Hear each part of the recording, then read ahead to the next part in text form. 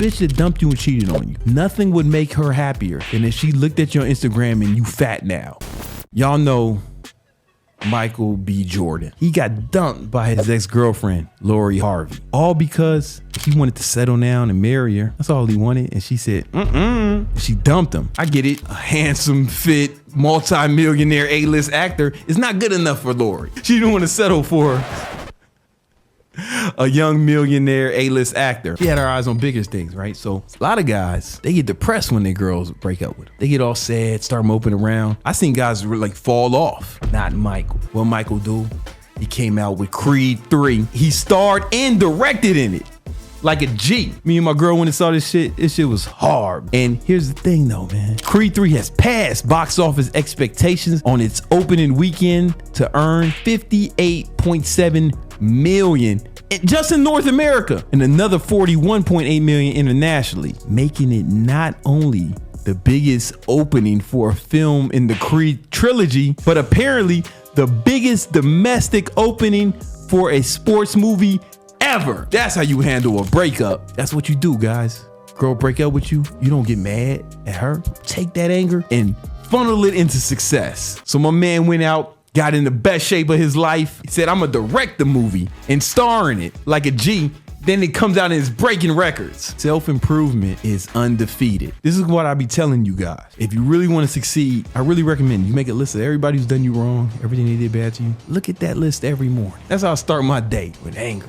That fury and that rage is the fuel I need to attack my goals every day. How can I relax when there's a whole list of motherfuckers who I could actually punish with my success? This ain't the 90s. You can't shoot people anymore. You can't even fuck people up. They start suing you and shit. So the only viable option is self-improvement, because the haters want you to fail. Let me tell you why she dumped him.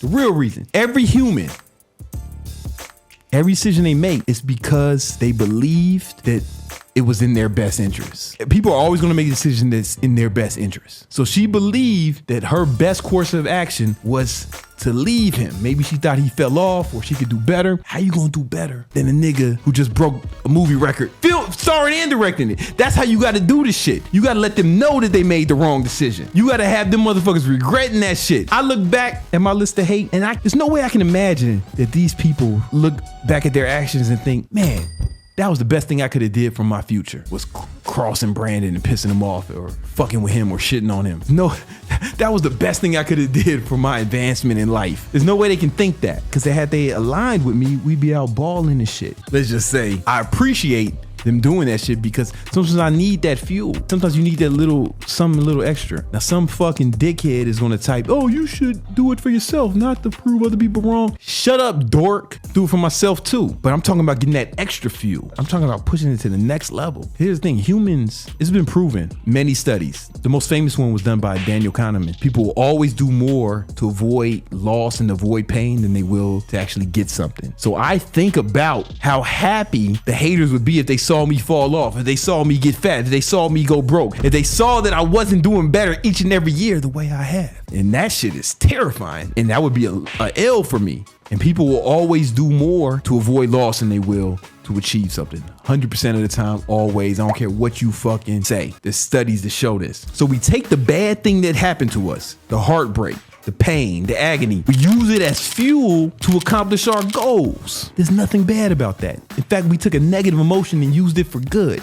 You're using the negativity and transmuting it into a positive outcome. I'm telling you, man, you can't destroy energy. You can only transmute it. This is the most powerful way. If you're struggling in life, some motivation. How do I get motivation? List of hate. How do I stop procrastinating? List of hate. How do I stay focused? List of hate. How you gonna sit around jacking off and playing video games if you got a list of people who are happy about you doing that? The bitch that dumped you and cheated on you, nothing would make her happier than if she looked at your Instagram and you fat now. She's like, whoo, I made the wrong decision. As soon as I left him, he got all fat. Ugh. What happens when she sees you in the best shape of your life, looking like Brandon Carter and shit? I mean, okay, let's set attainable goals. Looking like a small version of Brandon Carter. She was like, fuck, I made a mistake. When she sees you out here accomplishing shit out in the open, she gonna feel like shit, and that's what we want. That should excite you. And you gotta understand, if they hated on you and you don't accomplish your goal, it wasn't hating, they was right. If they said you couldn't do it and you don't do it, That's not hate. That was an accurate assessment of your situation. They should be applauded. But the onus is on you. Are you proving them right or are you proving them wrong? Shout out to my man, Michael B. Jordan, for proving the haters wrong, making a solid film. That shit had me wanting to go work out. When the motherfucker was pulling the fucking plane, there's a part he was pulling a plane when he was training. I was like, shit, I need to go. I'm about to go lift some weights right now.